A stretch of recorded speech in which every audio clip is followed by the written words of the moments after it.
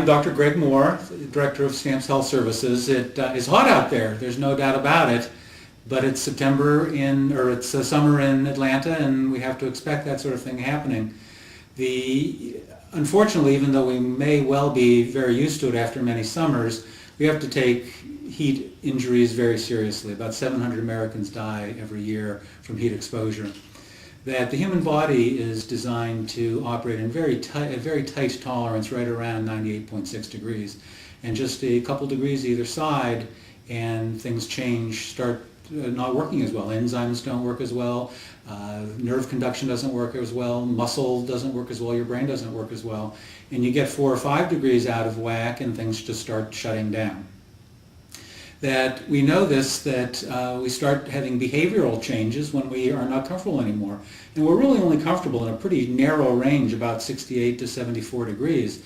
And when we're outside those ranges, either cold or hot, we start doing something about it, and that's what we need to encourage everyone to do. That when it's cold, we put on some clothes, we get out of the wind, we come inside, we find a heat source.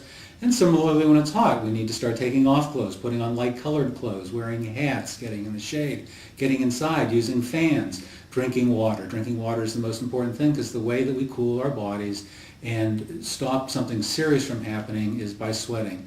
And evaporative cooling, or the sweat evaporating off our bodies, is very effective. Any of you who have been to the Southwest know they use evaporative coolers or swamp coolers that aren't compressor air conditioners. They just work by evaporation. They work very well in the Southwest because it's so dry and evaporation is very efficient.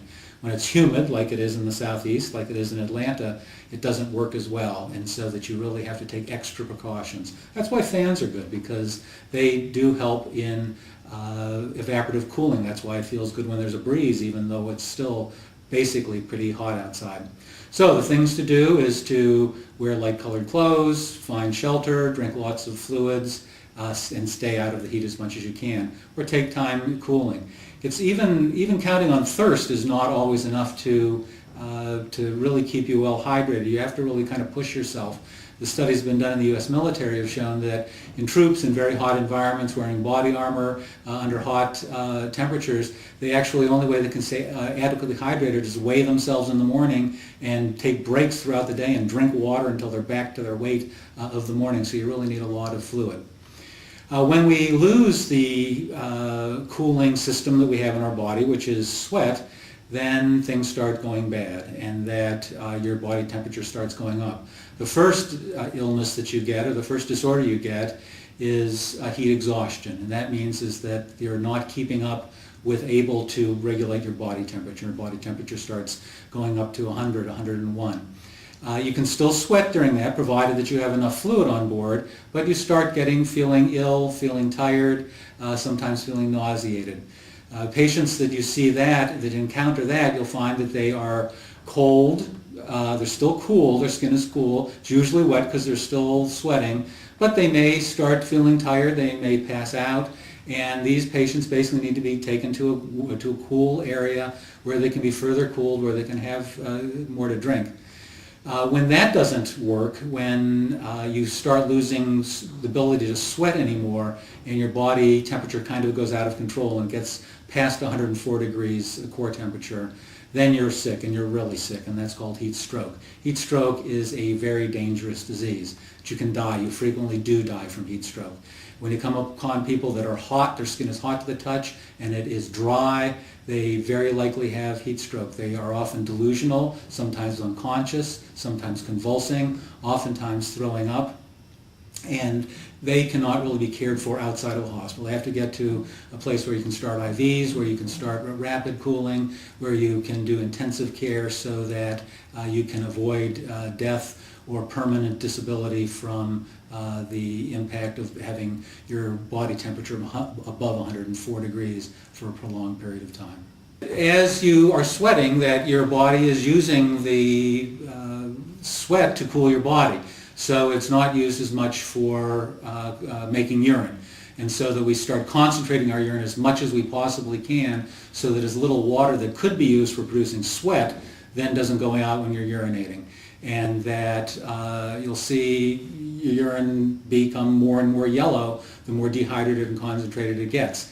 That in situations, in training situations, in military, in cold weather where you can also get very dehydrated, we actually have them line up and pee on the snow and see how yellow their urine is. Obviously, we're not going to be doing that in Metro Atlanta, but keeping an eye on that when you urinate and keeping an eye on the color of your urine, that if you're adequately hydrated, your urine will be, as we say in medicine, straw colored. When you come across someone who is cold and clammy and is starting to feel bad and nauseated, what you need to do is you need to get them into a cool area, get them fluids, monitor them closely, and be sure that it doesn't progress any further. If it gets to a point where their body temperature is significantly raised, that they are starting to have become very sick, convulsions, become disoriented, nausea, vomiting. If they're looking sick and it's hot, then you have to assume that they have heat stroke and they need to get care right away.